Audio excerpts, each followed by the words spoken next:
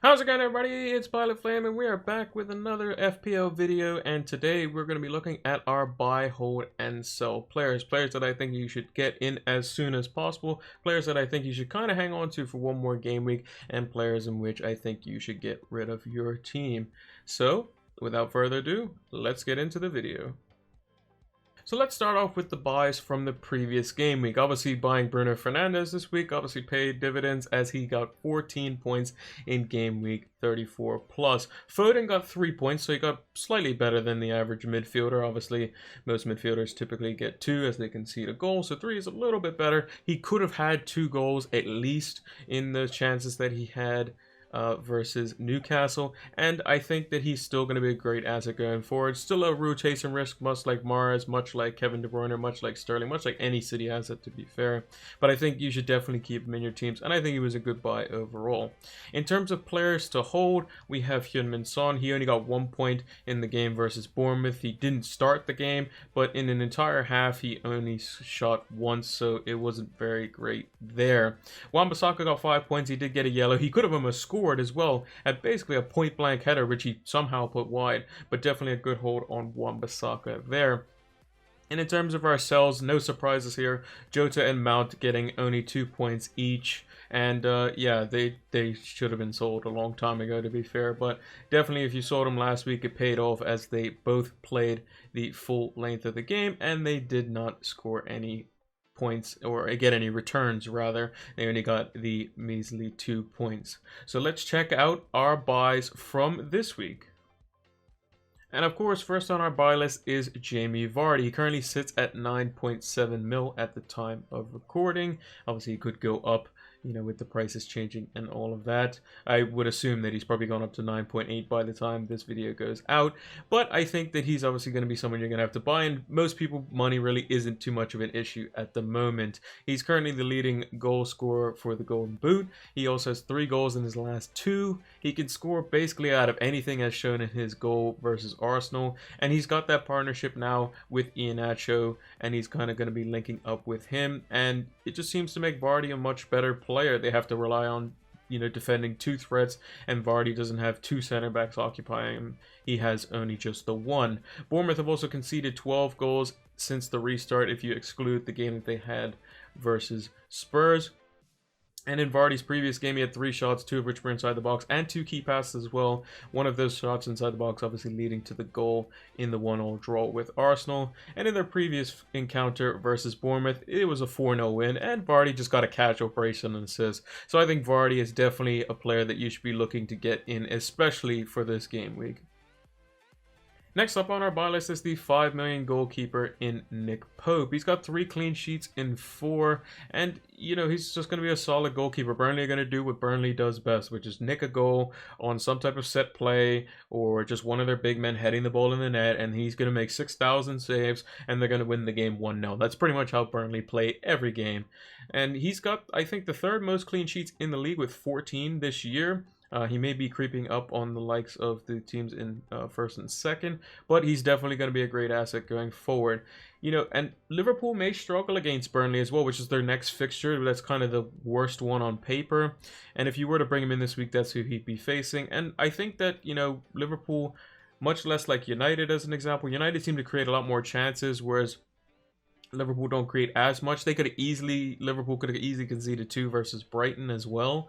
So they're susceptible to, you know, on defense.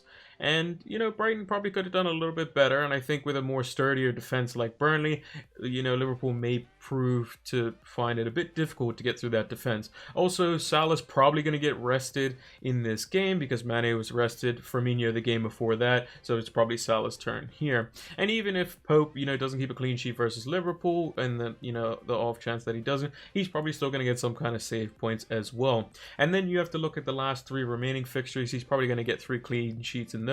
Wolves at home, not been scoring very many goals. Norwich away, they can't score to save their soul, unfortunately. And obviously going down, they're in the relegation zone and are going to probably be relegated, if it hasn't been already confirmed mathematically, that they'll be relegated into the championship next season. And then Brighton at home, who, you know, they only scored 1 versus Norwich when they played them as well. So I think that Nick Pope is definitely a good buy if you're looking for a goalkeeper for the remainder of the season.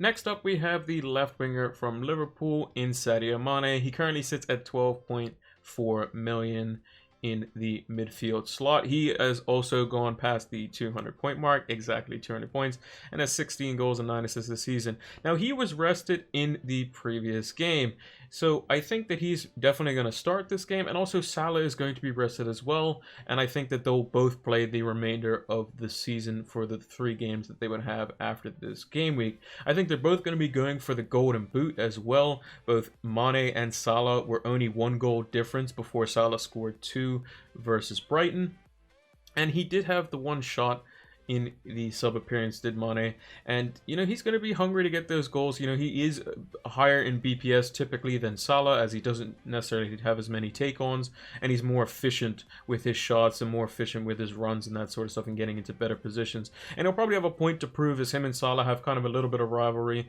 similarly how the likes of Rashford and Martial kind of have going on at United now, and many other teams can, have that kind of rivalry as well, which is good within a club, as you both want to be pushing each other to get as many points as possible on the board for your team, because at the end of the day, for them, it's worth 3 points for a win, no matter if you win 1-0 or 6-0. But obviously some accolades are quite nice, and the golden boot, which they shared last season, they want to have a definitive one for this season. Now, the other player on our hold list this week is, unfortunately, Ben Foster. He should have had a clean sheet versus Norwich. Obviously, Norwich are not great, and that's the first team they've scored against, and Watford just kind of look bad. However, hear me out here. Hear me out. He's versus Newcastle this time. They have some assets who have been injured recently, like St. Maximin and Almiron. Almiron was on the bench in the previous game, but I'm not sure the extent of the injury of St. Maximin. And I think that Foster, you brought him in to kind of get him through these fixtures, see what happens, but I definitely think that you should sell him after this week if he doesn't keep a clean sheet. He is still liable for, save points. He can get those, obviously, in a game versus any team, basically. And he's still good for this fixture, technically, and the next one versus West Ham. But then after that, obviously, you probably look to a different goalkeeper, maybe the likes of Nick Pope. But I think that you give him this game week. He's got 9 clean sheets across the season on a Watford team that's fighting for relegation, or fighting to get out of relegation. And I think that if he doesn't get a clean sheet this week, you probably look to sell him. He is 0.1 cheaper than Pope. Not that it makes too much of a difference at this point in the season. But I think you hang on to Foster just for 1 more game week. And if he doesn't keep a clean sheet, then you give him the shoe. And the first player on our sell list is none other than Raul Jimenez. He's blanked in the last 3 games. He's only had 4 shots in his previous 3 games. He had none versus Sheffield United and only 1 versus Arsenal. 3 of the 4 shots coming in the Aston Villa game. Also, a thing to kind of note is that his wife is currently expecting a child soon. They're going to have a new baby Jimenez in the family, and yeah, he could miss one of the next games for that if his wife decides is going to give birth during potentially the time of one of the games, or maybe he may take an extended break for it. You never know. So that kind of risk also plays in the fact that he has poor form as well. Maybe that's playing on his mind. I'm not too sure. And Wolves as a team just aren't scoring very much. They have less than a goal per game since the restart. They had 0 goals in their last 2 games, and their XG shows that. Unfortunately, in their last 3 games, they have an XG all under 1, which means that if they, typically they wouldn't score in those games. I believe in the previous game, they had an XG under 0.5, which is basically if they play the game twice, they might score once. So it's just not looking great offensively for Wolves. I think maybe, with Traore potentially missing out now with his shoulder, I think you just kind of abandon all Wolves attackers. Maybe go into the defense, because the defense is still quite, solid. They did concede, obviously, against Sheffield United on the last kick of the game, which is obviously unfortunate for them. But I still think the defense is quite good with the likes of Doherty and Patricio, and then more budget options in Saiss and Bali. But Jimenez is definitely a sell for me this game week. And the other player on our sell list is Heung-min Son. You can also put Harry Kane on here as well, but I've chosen Son mainly because Harry Kane tends to kind of play a little bit better when he versus Arsenal, and Son has just not been performing well. He only had 1 shot in an entire half, basically, versus Bournemouth. Tottenham's XG was 0.48, which is just awful, especially against a team like Bournemouth, who had conceded 12 goals before their game in the games that they had played, as we had mentioned. And just Son just doesn't seem to be able to get the ball. There was a period of like, I think 15 minutes or so where he didn't even have a touch and he had been on the field for that long. And now he's also shown as a rotation risk as well. It's kind of expected with the amount of games that teams are playing, but I just felt like Son and Kane were the two maybe fixture-proof players, maybe Aurier, and then obviously Lloris, assuming he's fit. And basically Tottenham's offense just looks terrible. Like Lamela keeps carrying the ball too much. Lucas Moura just doesn't really get involved. Son can get involved. Sissoko just doesn't know what he's doing.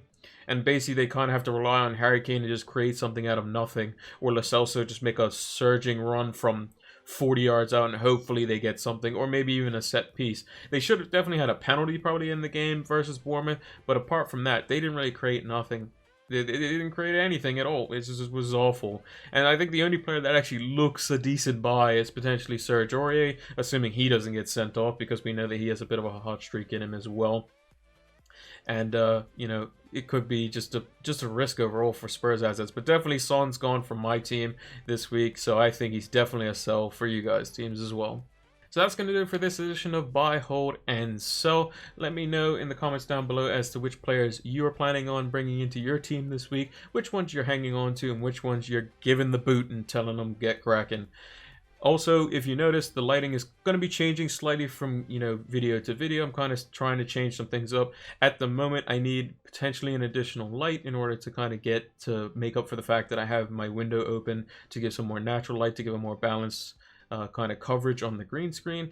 But it's a work in progress. We're definitely going to be making it so that it is in pristine condition and kind of the perfect setting, so that the videos look fantastic for you guys to watch, because at the end of the day, the content is for you guys. It is a channel for all FPL players and just for something for them to enjoy. There's a lot of FPL content out there. We're just a small portion of it, and hopefully you guys keep enjoying that as well. Make sure to leave a like on the video if you enjoyed it. Make sure to hit that subscribe button if you are new around here, so there's going to be more videos coming very often, especially up until the end of the season and going into the next season. And make sure to hit those notification bells so that you can get our content as soon as it is readily available.